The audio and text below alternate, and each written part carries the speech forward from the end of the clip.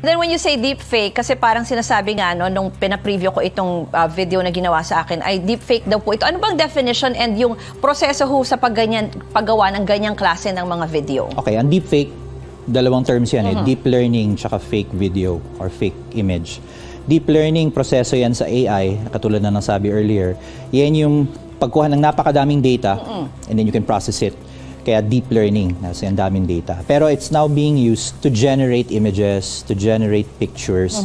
And yung mga actually may mga deepfakes as early as 2018, 2017. Yung mga simple pag-swap ng muka, you know, and all that. May mga app nga pong ganyan, di ba? Yes, correct, correct. Ngayon, two things happen. Number one, bumilis na yung paggawa niyan. Dati you needed some high-end equipment, maybe a good laptop. Ngayon, on a mobile phone, you can do a deepfake. And then second, hindi na siya katulad dati na you need an actual picture na i-edit mo. It can generate one completely from scratch.